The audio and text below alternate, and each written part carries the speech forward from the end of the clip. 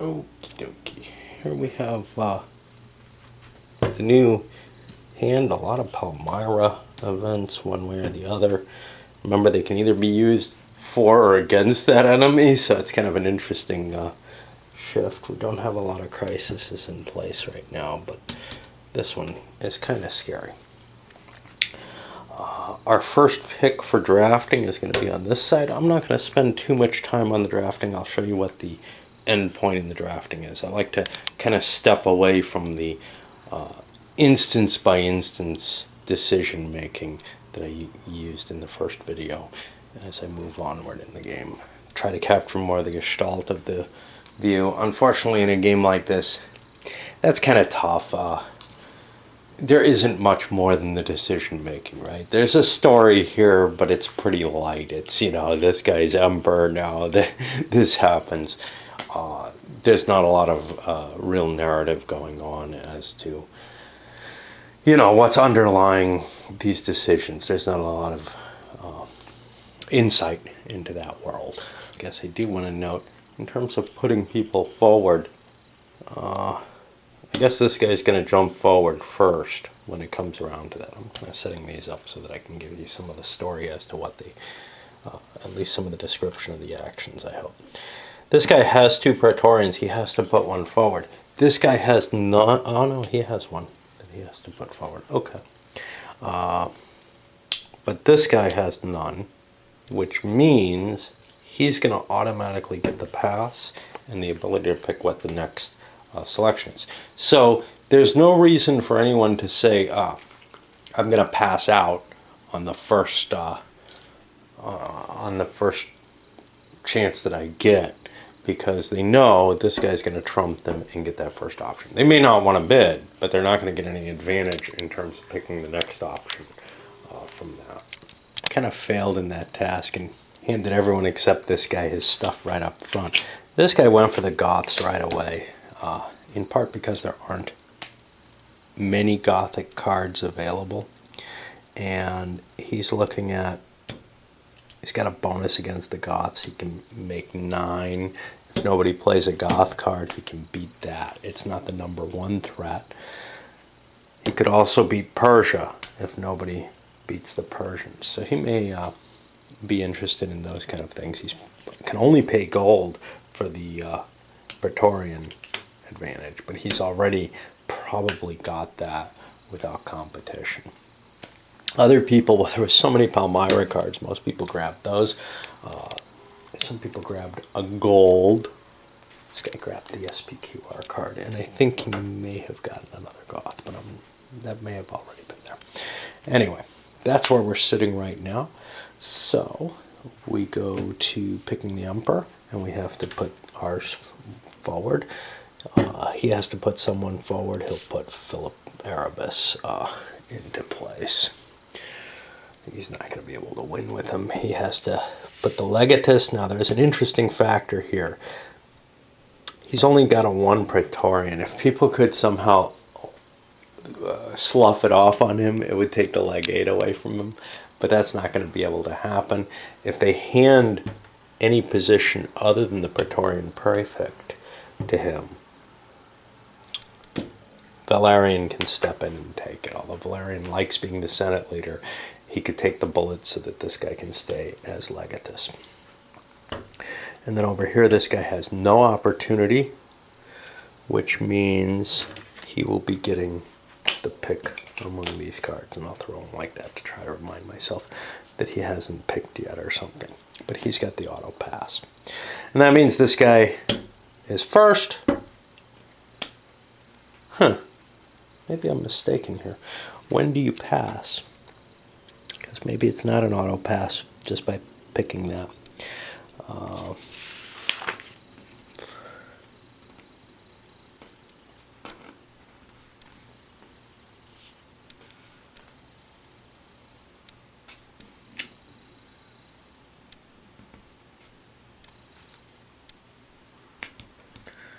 Once the candidates have been determined.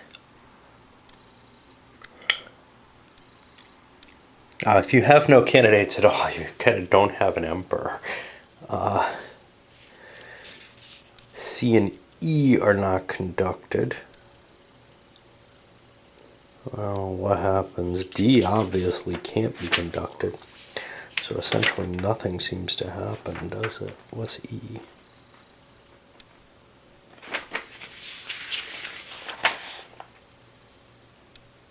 E is the deal changing. Weird. Okay, that's a rather anomalous case though. So when do you pass? I think you pass after the candidates have been selected, so I don't think he has first pass.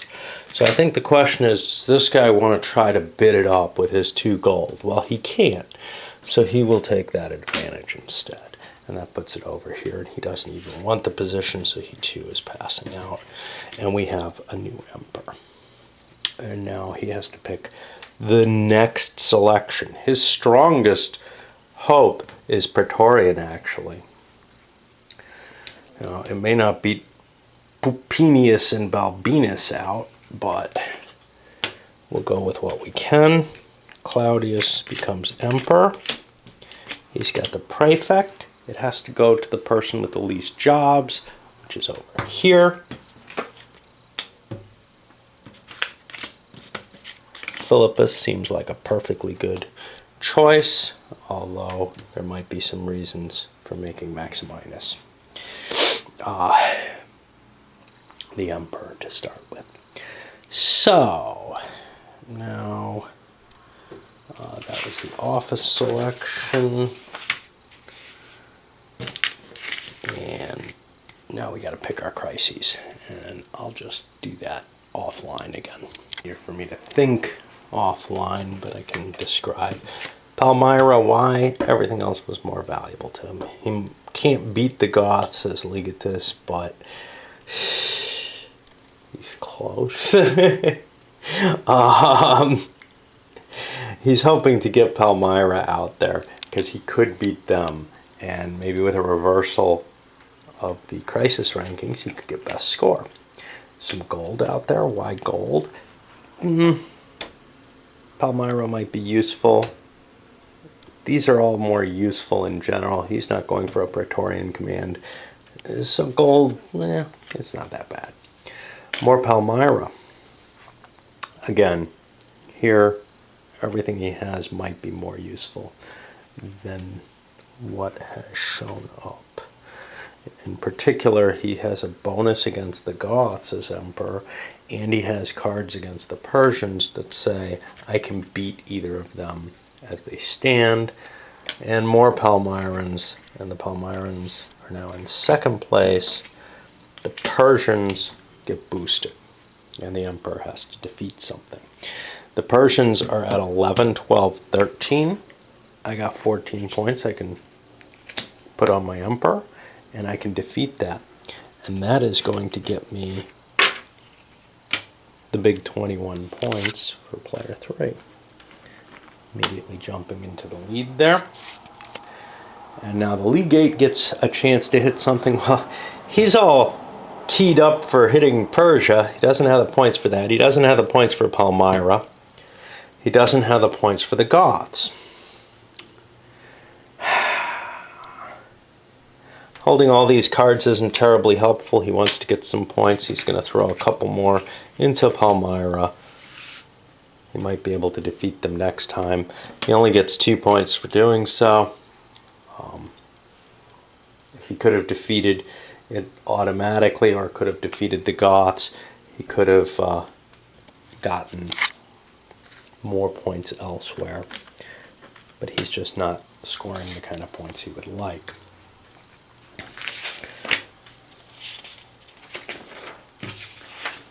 And now the emperor is going to die. Yeah, I keep doing this.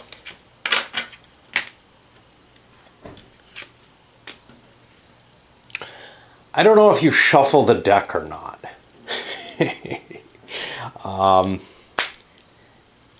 The game doesn't say that you do, but it feels like you kind of should. I could see where you don't because of the people who are placed in the deck. but then stacking the discards could be of an important value.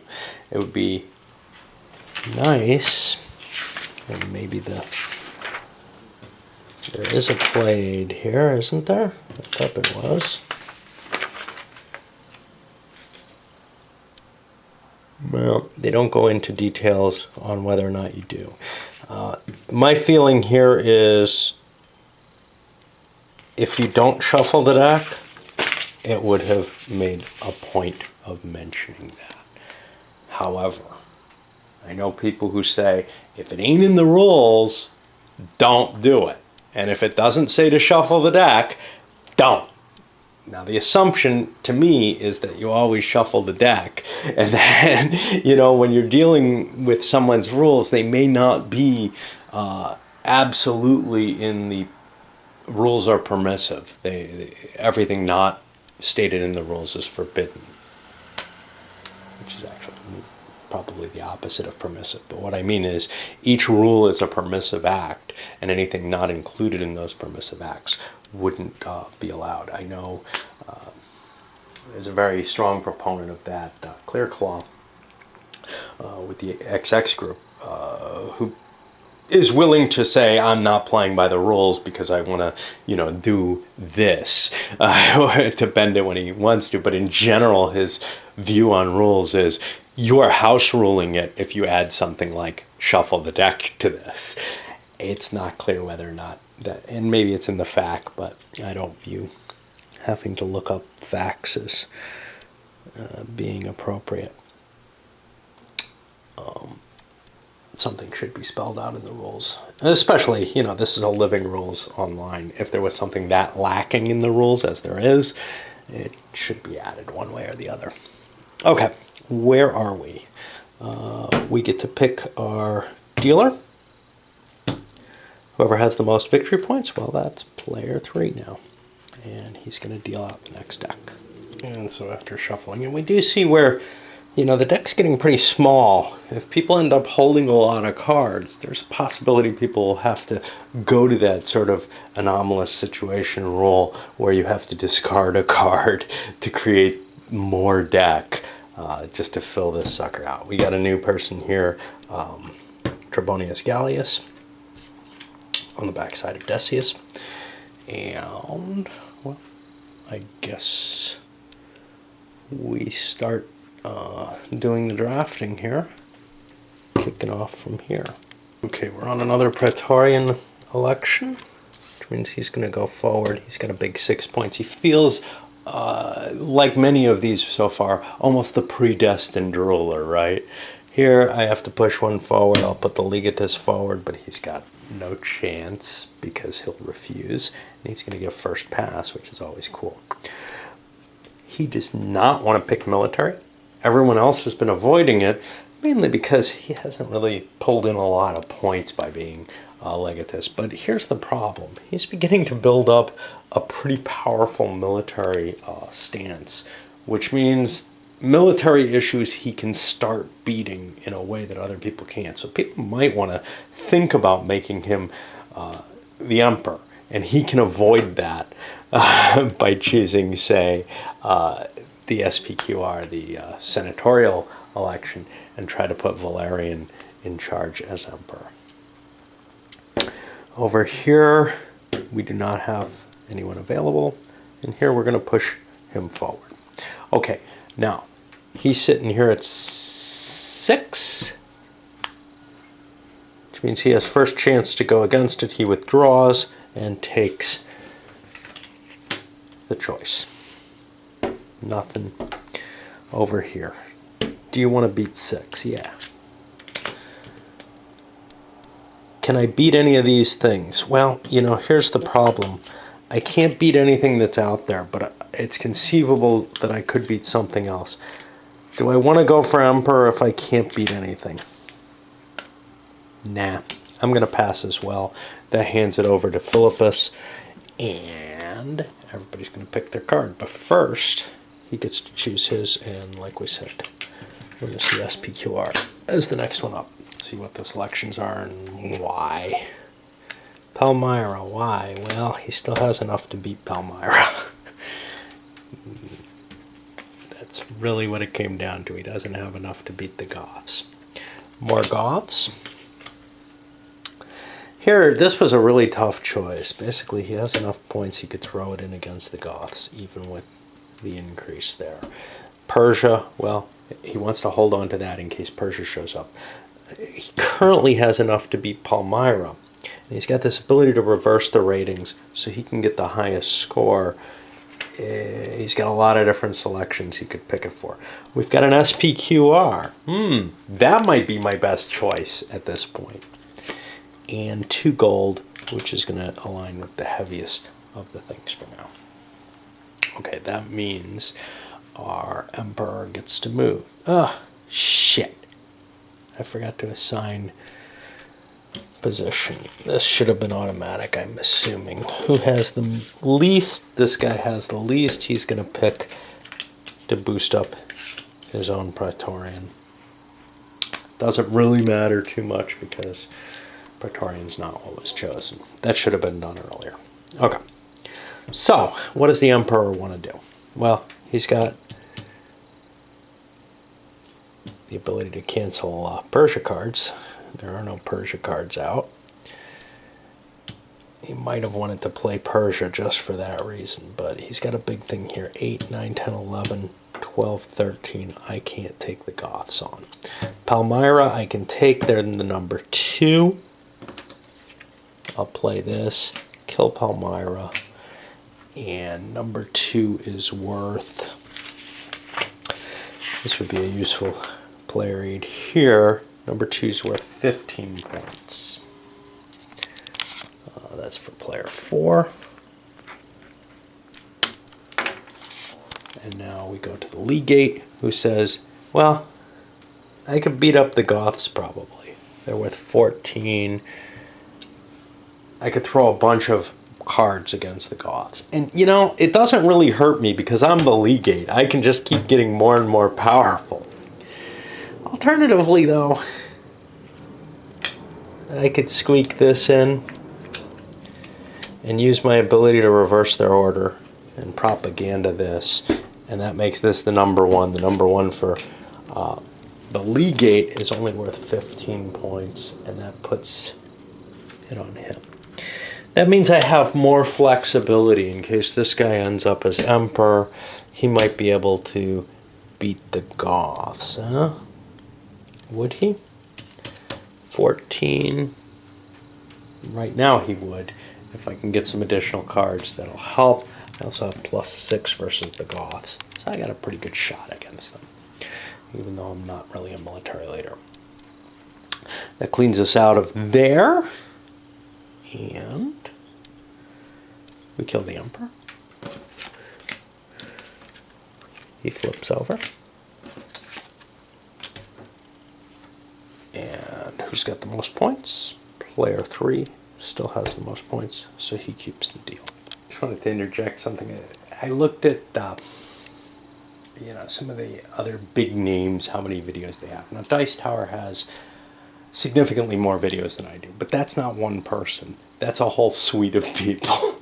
And Vassal's been putting out a lot of videos. He's often, even earlier when he used to do more reviews, he was often kind of criticized for how many different games he covered, that he didn't have time to cover them all adequately.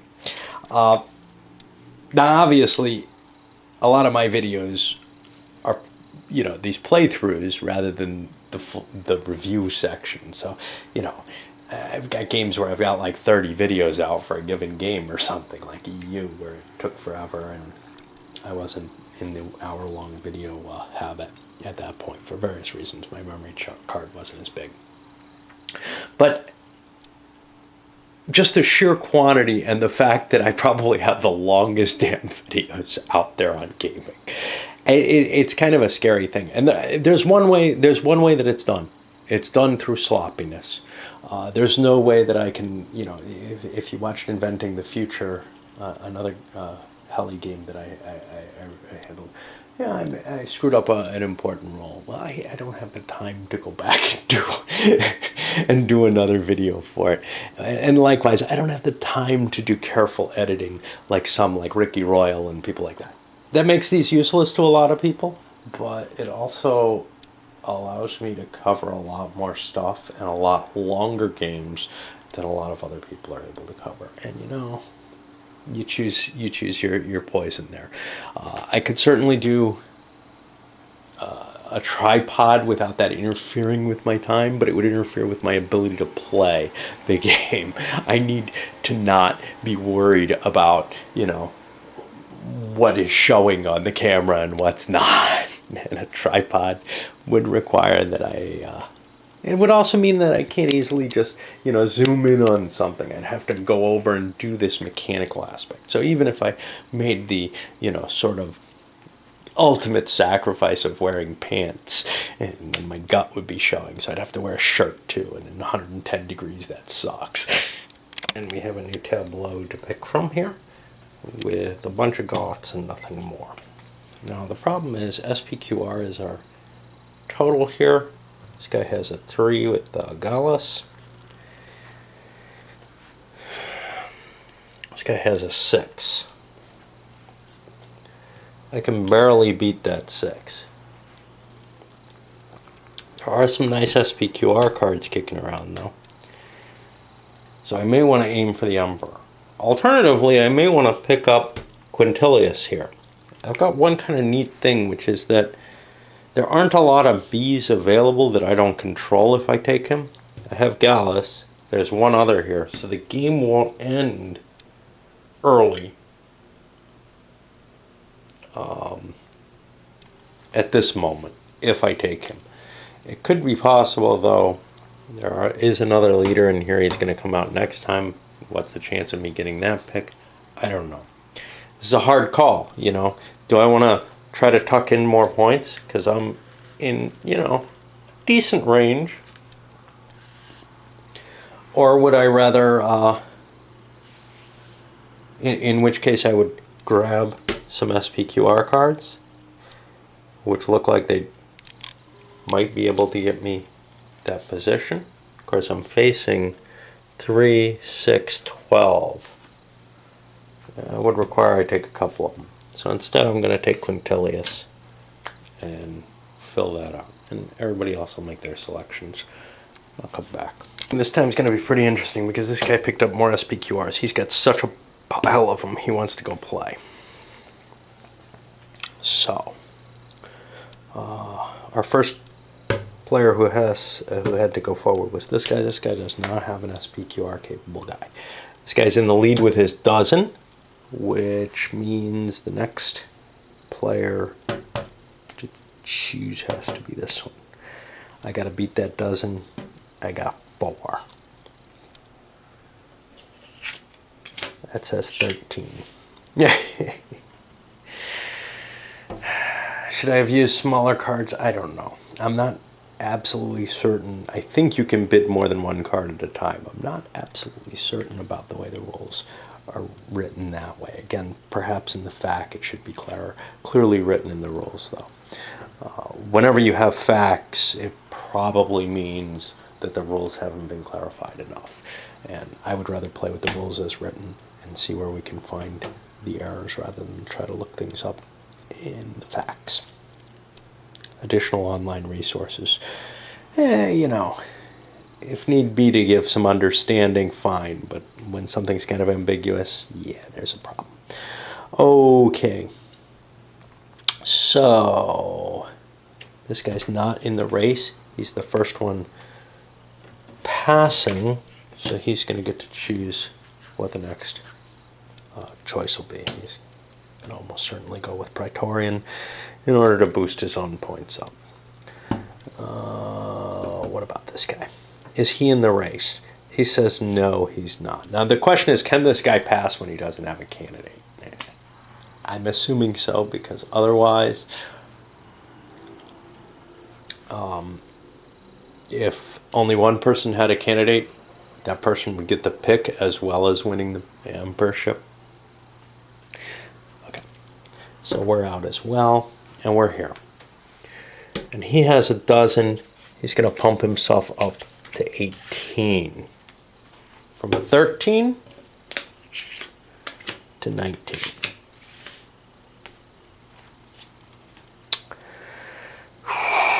He's going to have trouble dealing with the Goths, though. You can see the Goths have 11, 13. He's only got 10 versus the Goths. He's not going to be able to cope with them, so he's going to have to create a problem for himself. He can either create more SPQR, which he can easily defeat, or throw some Palmyra, just to get some points on the board, basically. That puts it back to him. He doesn't have gold or anything else to play, so he's going to withdraw from the race. We have a new Emperor. That doesn't get rid of any current positions. So our Emperor gets to, well, no, everybody gets to place their cards. And he's going to play a low one. I'll come back after we get them all down. Their assignations. He's putting Persia in play. Persia. SPQR, as he indicated, that's going to be 3rd ranked. And Palmyra, which is the worst ranked. And the Emperor has the chance to kill something. Well, like I said, he can't get the Goths. His choices are between SPQR, which he can get without playing any additional cards, or Palmyra, which he would have to play a card for. He's going to kill the SPQR. Ah, shit. We know what this guy's picking, though. It's Praetorian. Okay, so he's going to kill SPQR. That is the 3rd ranked problem, and we have to flip through the rules to find that, which is worth another 10 points, which puts him in striking distance of the victory. And now we go to the sucker. Now I could have been looking at this guy and saying, well, if I beat Palmyra, that takes it away from him. He's going to reverse the ranking and help Palmyra and take it out for 15 points. And he's becoming way in the lead there. Very, very powerful position, and nobody's been able to take it from him. And this butthead picked Praetorian because he wants to be Emperor instead of military, which would force him to be leaving the board. Bad move. Okay. What are we at? Well, the Emperor dies. Does he want to go to the discard pile or the dead pile? Well, he's way behind now. He'll go to the discard pile. That means he can come up again.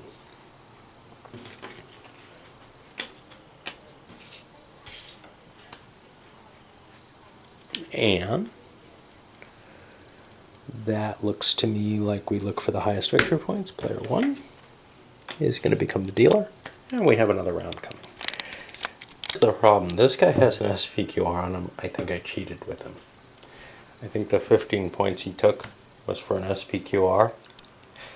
I think I don't have an easy way to revert that cheating, but he shouldn't be allowed to pursue an internal policy issue. So he shouldn't even have this, and he shouldn't have those 15 points. I'm going to let it stand as it is. It's hard to correct an error when you make it underway. Like I said, I'm sloppy, right? You know, if you were playing this opposed and you caught this error, you said, well, you know, I knew the rule. We all knew the rule, but we forgot it for a little while. What the hell do you do? The only thing to do is to play on. You know, the game's still a good game. It still works when you screw up something. And it's just not that big a deal. That's trouble. We ran out of total cards. And that means people owe cards out of their hand. Probably kind of shitty cards. Maybe ones they'll end up with getting back.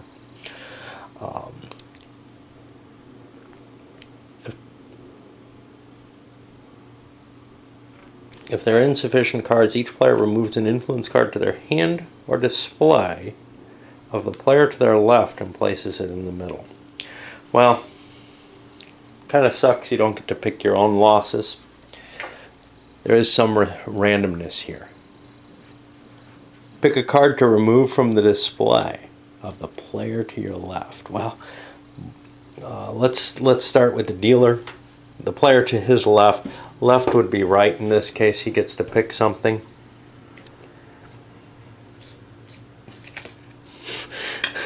There you go. Oh.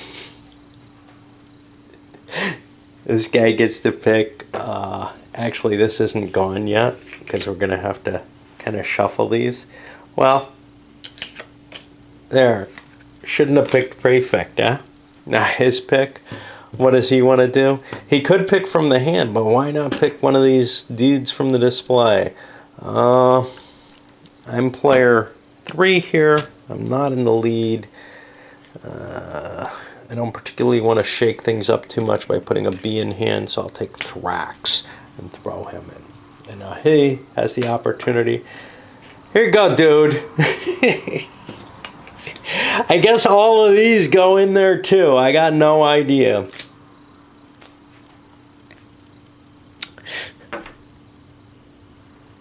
An influence card. Okay. That's not allowed. So, Numenarian. We gotta reconstruct this. Thrax is over here. Our Praetorian is here. So some of these guys do not have influence cards available, which means you got to take from the hand. You can't take the leaders. They're not influence cards. Good enough. That's how I look at it. Yeah. Okay. So I'm going to mainly make randomizations. However, there is one guy who's sitting on a lot of influence cards. I'm going to take his Persia 7 away from him. That's a powerful card working towards that. I don't want him getting that. So that's going to go into the deck. But everybody else is going to be pulling from the hand. You can't pull the leaders. Damn. Okay, so our biggest starting leader for Praetorian is this guy who's set up with his 6, which means this guy's up next. He's got 3. He's going to jump up to 7 with all this gold. He had made a decision to try for it. It's hopeless because this guy has gold. But over here, hey, I don't even want it. I'll pass, and I'll take this, and I will be picking SPQR to try to promote him again. And we see Gordian's back in the game. He's kind of happy with this. He, of course, passes as well. He doesn't have anything there. This guy goes up to 8. You don't want to throw extra cards that you don't have to. This guy's out of the running now. And we have an Emperor, which means the Praetorian Prefect is gone. The Emperorship passes. The Emperor has to pick someone for this. He has to pick that side if he can. There are 3 people available for 4 people available. One who has a big boost in Praetorian. So we're going to give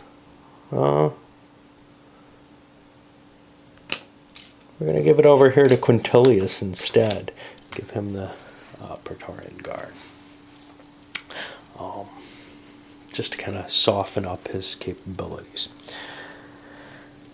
And now it's time to select cards. And we kind of want to get rid of cards. There's only 1 card left in the discard pile at this point, or in the draw pile. Let's see what crisis cards we get here. More Persians, some Palmyrans, more Palmyrans, and an SPQR just to fill it out. So I think this is the first time we've gotten all 4. The Emperor has to deal with a crisis. Can he handle the Goths? Are they the biggest? This is 16 for Persia. 11, 12, 13. No, they're not. So Persia's the big buddy, and I can actually beat Persia. We're looking at 16. And I can match that by throwing 2 Persia cards here. And I'll get the big 15 points. Shit. Before I set this up, I again have to pick. We knew what we were picking. It's SPQR, no problem. Okay, so 15 points for player 3, which puts him temporarily in the lead. But we got a problem here. Over here, he can't do the SPQR, which means he'll be getting at best 2nd rank. Either way you write it, right? So can I do the Goths? 11, 13. There's 14 Goths. I'm going to just take the Goths out. And that's worth 15 more points. And there go a lot of cards. Up to 49. And the power of the Legatus continues to react. Okay. Now I should set these up so that they're all kind of readable. He's getting to be just too potent across the board. Our Emperor dies.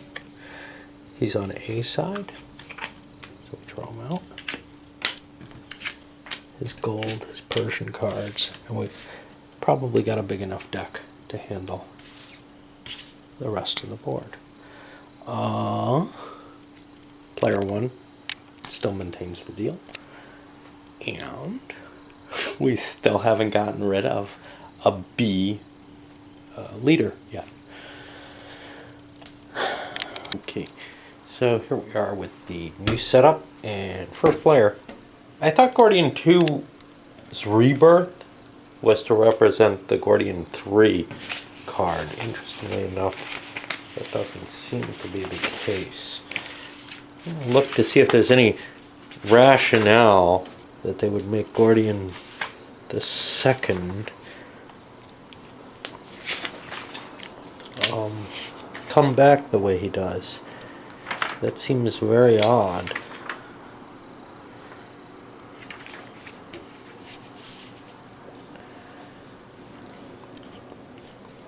Gordian 2 was killed on a battlefield. Yeah, I can't really imagine why he's here, except he actually died before his father.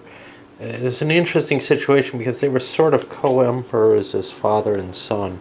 Anyway, I'm going to grab this because I can't afford to let somebody who's doing better than me get a shot at picking a B and putting it in the discard pile, putting it in out of play.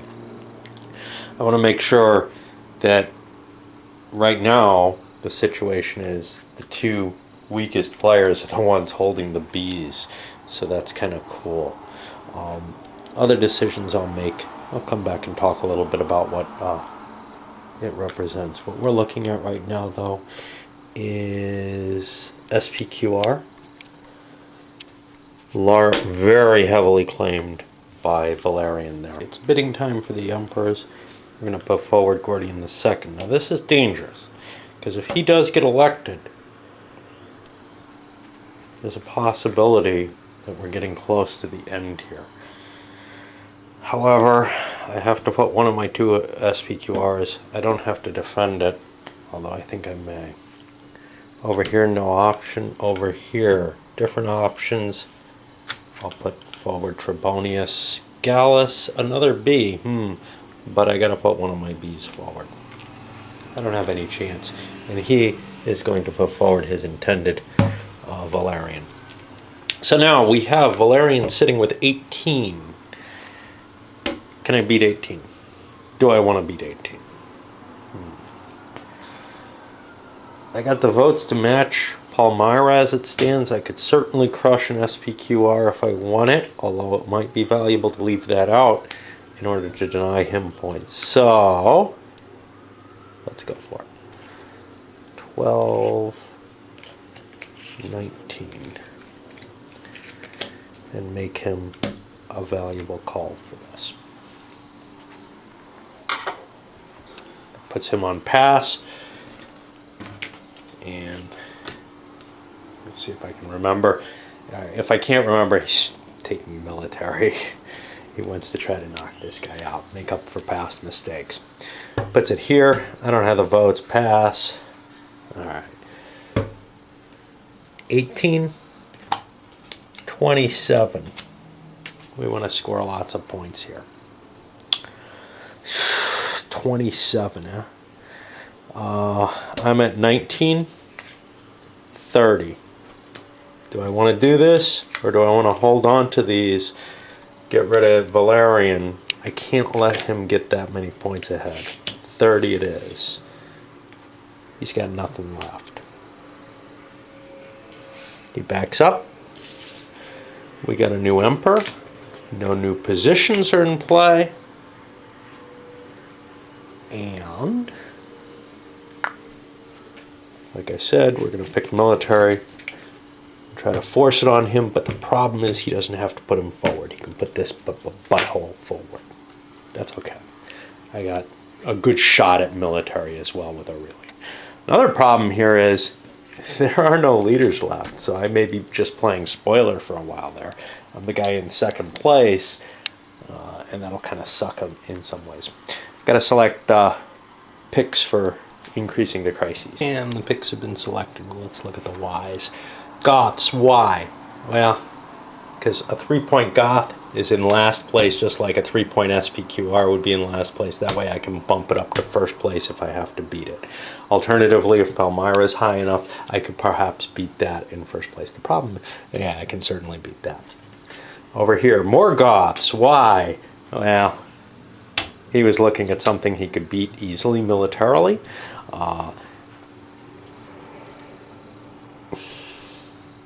In case Palmyra didn't become an easy option. He kind of wanted to take Palmyra out for the simple fact that that would deny him of points, but putting the Goths out there gives him a chance at points anyway. So that was kind of foolish, but he didn't have much else to do. He could have put gold out. That would have boosted Palmyra the way things stood. Some Persians show up, and over here more Persians. So, we'll order them. We change what the ordering is, but this is basically first, second, and last place. Okay, so we can't handle the Persians. That means we want either Palmyra or the Goths. Which one is better for us to kill? We get by with a cheaper go by dropping Palmyra on.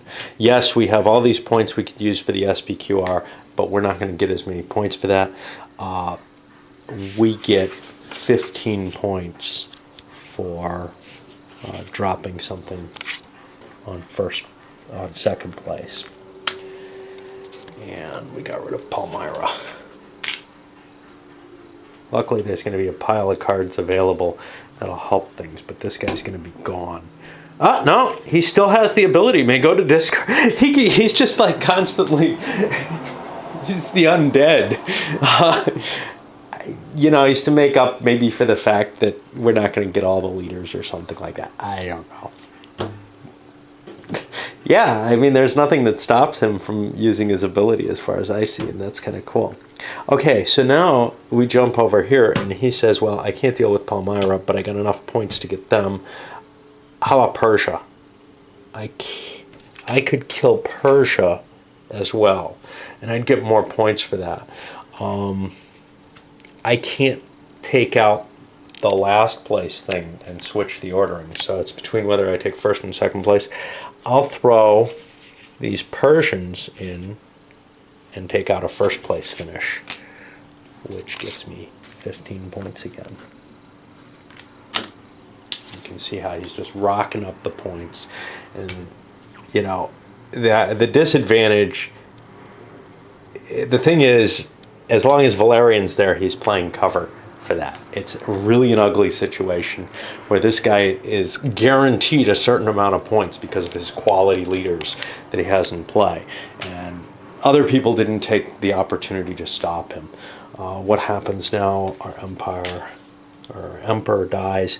We're going to throw him into the discard pile, and for the most part I don't have to worry too much about shuffling because these are all going to come out pretty much. I do a couple of riffles through, or a couple of quick fold-ins, but except for that first shuffle, there really wasn't a need for it.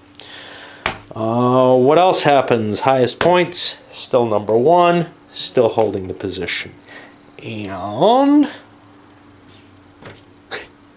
Gordian can always be taken as emperor because he won't proceed towards the end of the game. You can see that for some reasons as being of some value. But unfortunately, I'm not gaining any position on the first place player, even if I'm gaining on everyone else, or in some cases widening the gap on everyone else. Extra cards in here because everybody had to throw cards away. There was only one empty slot got filled, but the extra cards are there. We stole a 7-point Persian card from him, just, you know, trying to weaken him somehow. Alright, so here's the deal.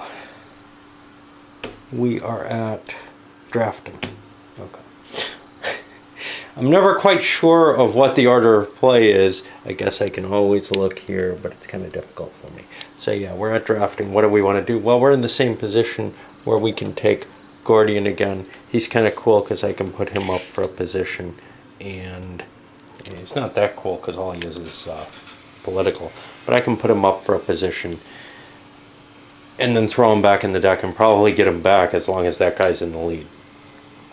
And then I'll continue through the rest with picks. Everybody's pushed their military leaders forward. This guy has a +5. That's not bad. +4 here. He's only putting a +1 up. It's kind of a hard call as to what he'd want to throw out. Actually, putting the prefect out might be even better. But this guy has the ability to cancel out Goths. They're the most powerful. That's kind of neat. And for him, we're going to throw this guy out with his big 2. Because we do not want to lose him. He's just too valuable. He can kill something every turn. Great. So our biggest vote is a 5 military. Do we want to challenge for it? Well, one of the problems is there are no Persians out. That's where the bigger points are. But let's go for it at 8. You know, it doesn't really terribly help us to give it over to him, but if he wants to go for it, he can, I think. In fact, we can't force him to take it. Over here, we got a pass. He's going to take the choice. What does he want? He doesn't know yet. It might depend on whether or not this guy gets it. A good chance it's going to be military no matter what, though. Try to stick him with the position or stick him. He might go with SPQR and give that guy his huge vote, though, which isn't particularly bad either. It'll get him out of the way. Over here, he'll withdraw or go for it. As long as I've got him covered. I don't want to put a play on. Okay, so now this guy's at 5. Does he want to take it from him? Yeah, that guy's out of the running. There are plenty of Goths out there. 5 and 8. 5 and 4 gives me 9. Puts it over here. I can beat those Goths. I'll put 3 more in play. That's 4, 8, 9, 10, 11. Swings us back here. Alright, do you want to put more in? Yeah. That puts us up to 5 and 8 is 13. And now comes the question. Do I want to throw non-Goths into play in this situation? Yeah. I think so. So we're looking at 8 and 5 is 13 to 7 and 4 is 11. I need to throw 2 coins in or something else. I don't want to lose my Persian cards. Those are of some value. The Palmyra card is not terribly valuable. I'll put that in play. And it means I'll probably be adding a gold to the pile, but that's okay. And then we come back to here, and he's still got his play. 8, 12.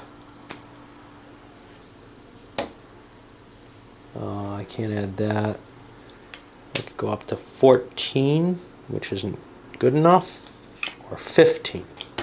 Do I want to throw the Palmyra card in for 15, or do I want this guy with 2 Goths? The problem is, if this guy kills the Goths, he's better than me. Of course, I know he has a pile of cards. Alright, odd we go for it, even we don't. We're going to pass and let him keep this. So he picks up the emperorship. There are no positions to align. So now he gets, we get to increase threats. And I get to choose this. I went with SPQR because I think he's going to be almost impossible to defeat. He puts him up.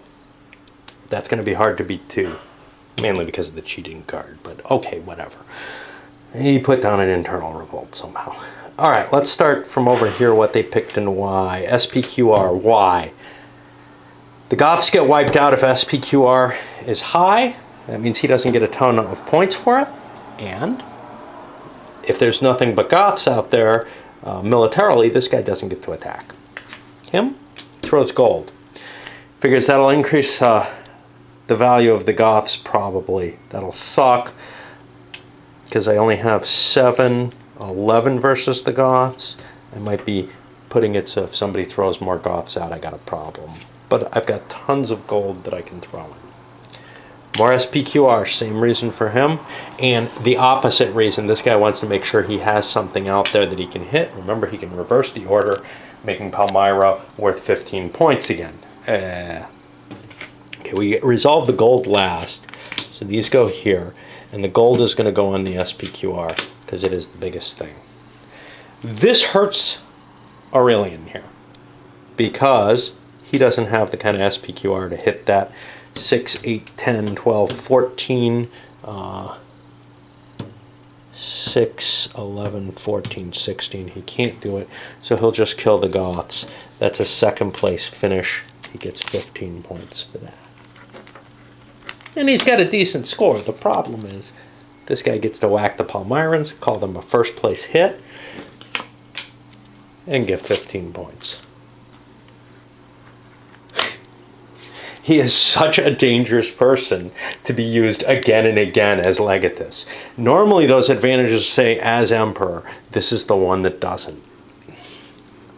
Very, very dangerous. I actually feel like these ones that give you bonuses against particular military factions, those would be so much weaker than this if they were allowed that advantage. This is just so annoyingly powerful.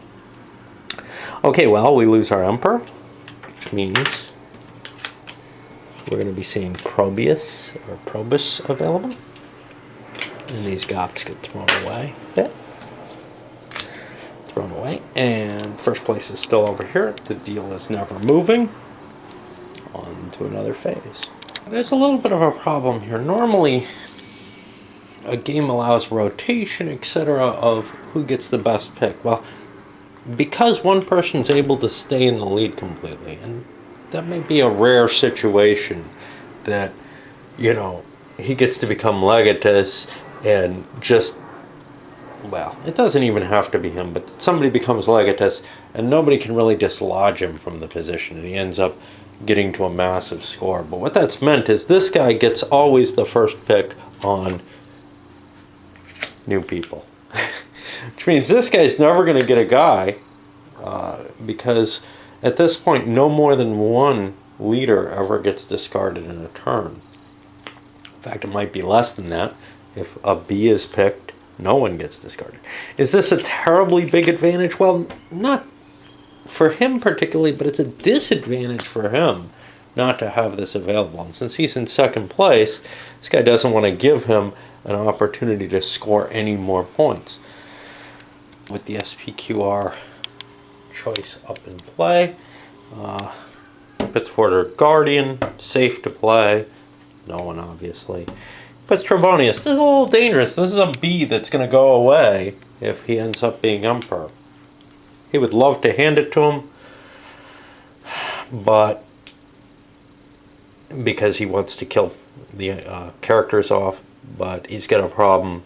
He outranks him. He could end up stuck with the Emperorship and losing Legatus, so he's putting this forward. That's going to be pretty tough for anyone to beat. This guy's going to pass first, grabbing the option, obviously pass. We're looking at 3, 6, 12, 18, 27. I could get 18 at best. I got to pass. Which means we have a new Emperor. So we have a new Senate leader. Now it has to go to the person with the least positions, which is this guy. Nobody eligible there. Next choices are between this player, where it will go to one of these two, He'll probably take that one. Or to this guy, and he'll probably put it on Guardian. I'd rather get things out of the way, so I'm going to hand it off to him, and he'll give it to Trebonius, making it more likely he'll gain ground there. And with that out of the way, we know he's gone. We're picking military, and we're going to try to kill him off. Let's look at the set selection, card selection. Takes a Palmyra because he's pretty sure he can beat anything in Palmyra. That'll get him 15 points for that. He's not sure if he has enough points to take out the SPQR, but if other opportunities arise, he can go for those. This guy picked Goths. Why? That's a good question, actually. It's because he has 2 cards in reserve for Palmyra, but it's possible that he could have killed Goths with this. Perhaps a mistake. Over here, this guy threw an SPQR. Bolster that up. Make it harder for him to take it out. Is it good enough? I don't know if it was to begin with. And this guy throws a Persia of all things. Why Persia? He's got a pile of cards there. It's a high value card. Maybe this guy can't take it out. Maybe he won't want to. But as it stands, that is the highest value to the cards. Of course, he can also kill lowest valued cards, so nothing really makes much difference there. So now the Emperor gets to go, and what does he have? He has 6, 12, 21. He doesn't get to count his points.